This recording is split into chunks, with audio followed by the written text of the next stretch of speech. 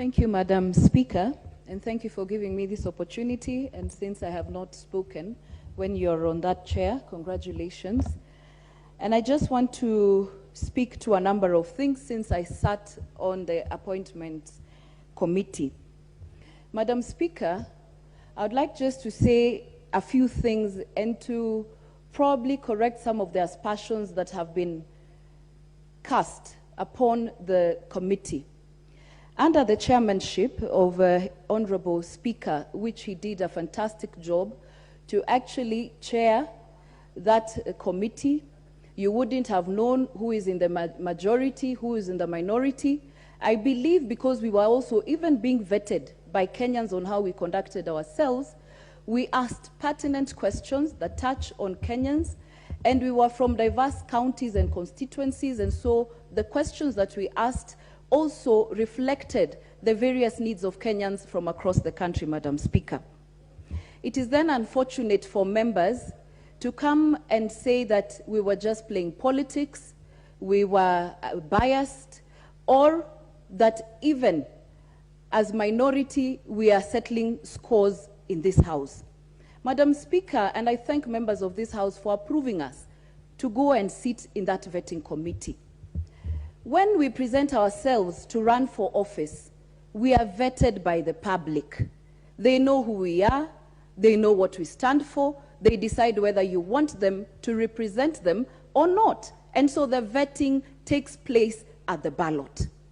But when we are then presented as a committee to do our vetting, we give our opinion that this is what we think, having sat through long hours. We used to sit from 7 a.m. to 8 p.m. and you listen to each candidate. We look at the requirements, both the statutory requirements of whether you have the documentation and the things that are needed, and also whether you fit the office. And that is why we ask the questions. Otherwise, we would just then ask you whether you have the EACC document, you have the good conduct, actually degrees not even needed to be approved to be a cabinet secretary.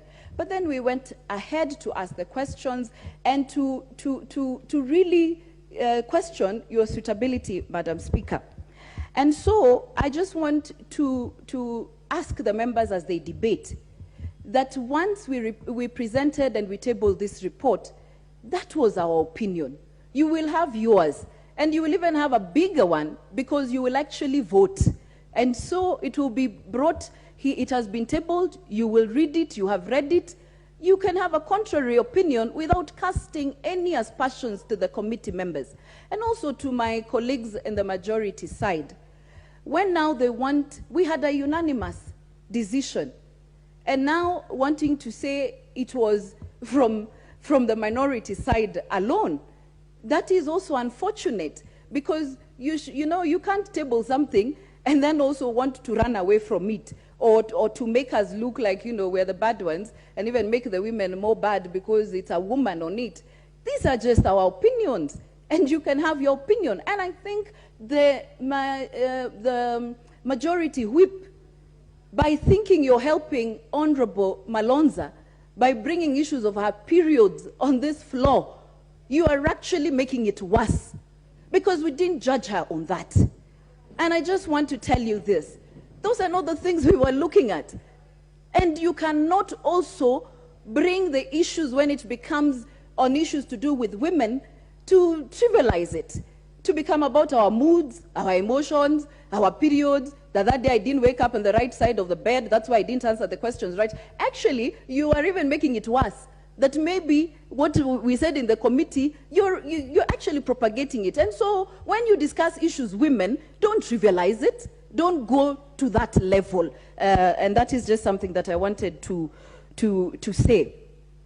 Madam Speaker, thereof, I would like to present to this House that just apart from talking about the three nominees, you will have your opportunity to debate and even to cast your vote on what the committee thought about. But I just want to say quickly that one of the observations I also noted in the composition of the nominees is that there was no youth, there was no one who's under 35, And I believe that there are Kenyans, young people in this country, who can actually sit in the cabinet. We also have people living with disability who are, which is actually in our constitution, that when we constitute, different boards, positions, cabinet, I do hope that His Excellency the President will then consider people living with disability with the subsequent nominations in PSs and other positions in boards, and even the young people of this country. And since he didn't meet his promise when he signed the charter of 50-50 in gender, I hope then he can do it also in the subsequent nominations. But so that as I finalize, there are various issues, because it was not just about who has been approved, and it's also wrong to say that we just rejected as the minority some because they were politicians. We also approved some politicians. So, you can say what suits you, whether you're supporting or opposing. We also approved politicians as a committee. I want to say this, that there are a number of issues that are on this report and that we extensively asked questions about, and you could tell that there are things that Kenyans, because we were also receiving questions from Kenyans, and you can see the things that Kenyans are consistently concerned about. And one of them is the cost of living, and so that once the nominees are passed, and especially those in this house and sworn in, especially those that their docket touches on the economy, those that their dockets touch on food security in this country. We are facing a severe drought like no other. Probably, I'm told, that resembles one of the 80s. We are facing drought in this country, cost of living, the issues of youth in this country. We also have issues of corruption. Kenyans are really watching these nominees. Why we were asking what you're worth. We will be checking also as this parliament to see in the next 5 years what you have been able to get and how you've gotten it.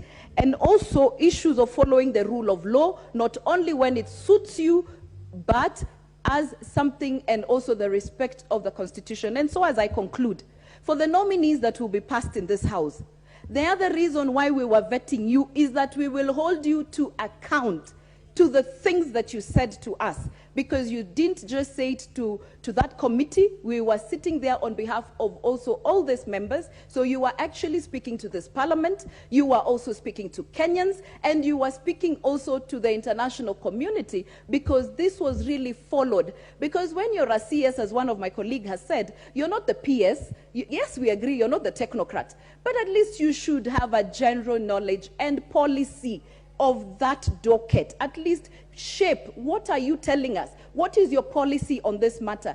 And so, to the nominees who will be passed in this house, we will be holding you to account. We will be asking you to account to what you promised Kenyans during that vetting. Don't take it that it was just like a process. It's a process that we were just doing in this house.